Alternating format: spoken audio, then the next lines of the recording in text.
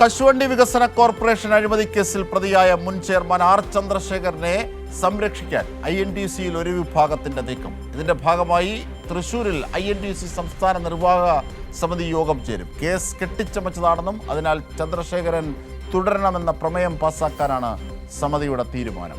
വിവരങ്ങളുമായപ്പോൾ സാരംഗ് ഞങ്ങളുടെ പ്രതിനിധി ചേരുകയാണ്. സാരംഗ്, ഈ ആർ ചന്ദ്രശേഖരൻ INTUC നേതൃസ്ഥാനത്ത് മാറണം എന്ന ആവശ്യം ഉന്നയിച്ചുകൊണ്ട് ഒരു വിഭാഗം ഈ അഴിമതിയുടെ പശ്ചാത്തലത്തിൽ രംഗത്തെത്തി. അതിനെ പ്രതിരോധിച്ചുകൊണ്ടാണ് മറുവിഭാഗം എത്തുന്നത്. എന്തൊക്കെയാണ് വിവരങ്ങൾ?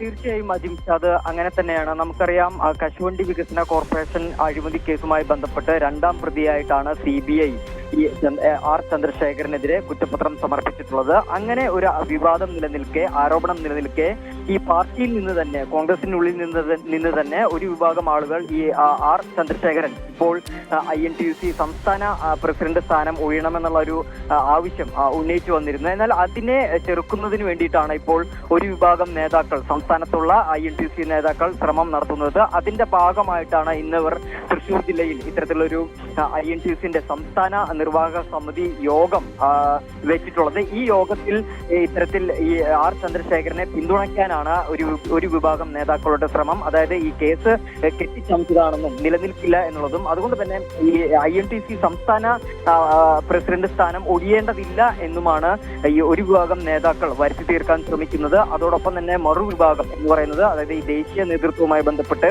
നിലനിൽക്കുന്ന കുറച്ച് ആളുകളുണ്ട്. അവർ പറയുന്നത് ഈ അഴിമതി കേസുമായി ബന്ധപ്പെട്ട് അഴിമതി കേസ് നിലനിൽക്കുന്നതിനാൽ തന്നെ ഈ INTUC-ന്റെ പ്രസിഡന്റ് സ്ഥാനം ആർ ചന്ദ്രശേഖരൻ രാജിവെക്കണം എന്ന് തന്നെയാണ് അവർ ആവശ്യം ഉന്നയിക്കുന്നത്. എന്തായാലും ഇതുമായി ബന്ധപ്പെട്ട് ഇന്ന് വലിയ തർക്കങ്ങളിലേക്ക് കടക്കാനാണ് സാധ്യതയുള്ളത്. അതായത് ദേശീയ പക്ഷത്തിന്റെ അനുകൂലികളായിട്ടുള്ള ഒരു വിഭാഗവും അതോടൊപ്പം തന്നെ ചന്ദ്രശേഖരനെ അനുകൂലിക്കുന്ന സംസ്ഥാന സമിതിയിലെ ഒരു വിഭാഗം ആളുകളും തമ്മിലുള്ള ഒരു പോരാട്ടമാണ്, അല്ലെങ്കിൽ ഒരു തർക്കമാണ് ഇന്ന് അരങ്ങേറാനിരിക്കുന്നത് എന്നുള്ളതാണ്. എന്തായാലും CBI ഈ കേസിൽ രണ്ടാം പ്രതിയായിട്ടാണ് ചന്ദ്രശേഖരനെ ചുമത്തിയിരിക്കുന്നത്.